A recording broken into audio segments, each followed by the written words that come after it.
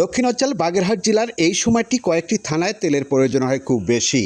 সব থেকে বেশি প্রয়োজন পড়ে ডিজেল তেল। বিশেষ করে কয়েকটি থানা চিতলমারি, মোল্লারহাট, ফকিরহাট, বাগেরহাট সদরের কয়েকটি থানা মিলে এই তেলের প্রয়োজন পড়ে। চিংড়ি চাষের জন্য ঘের মালিকরা নতুন করে ঘের তৈরি করবে, সেখানে সিসা কাটার জন্য তেলের প্রয়োজন হয় খুব বেশি। প্রয়োজনের তুলনায় তেল নিতে পারছে না এই সমস্ত ঘের মালিকরা। নতুন করে ঘের সাজানোর জন্য যে সমস্ত তেলের প্রয়োজন সেই তেলের চাহিদা মেটাতে পারছে না এখানকার ঘের মালিকরা।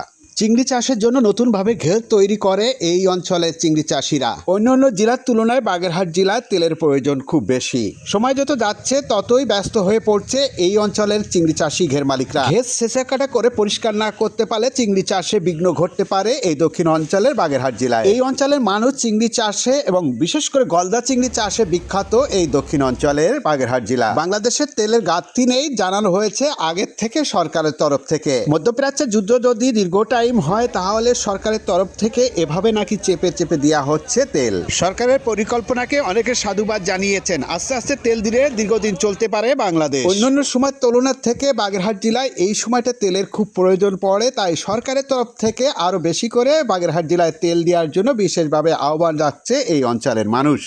লম্বা লাইনে ঘন্টার পর ঘন্টা থেকেও শেষ পর্যন্ত তেল পাচ্ছে না অনেকে। কোনো রকমের অনিয়ম না হয় তীক্ষ্ণ নজর রাখছে ফকিরহাট থানার পুলিশ। তেলের পাম্পগুলো অস্থায়ীভাবে পুলিশের একটি ক্যাম্প করার দাবি জানাচ্ছে এই অঞ্চলের মানুষ এবং তেলের পাম্পের মালিক। পায়ে পাড়া দিয়ে যুদ্ধ করছে ডোনাল্ড ট্রাম্প, আর বেকায়দায় পড়তে হচ্ছে সমস্ত পৃথিবীর মানুষকে। দক্ষিণ অঞ্চলের অনেক চিংড়ি হ্যাচারি রয়েছে, বেকায়দায় পড়তে হচ্ছে সেই চিংড়ি হ্যাচারির মালিকদের। কারেন্ট চলে গেলে উৎপাদনমূলক এই শিল্প নষ্ট হতে পারে বলে মনে করছে এখানকার হ্যাচারির মালিকরা।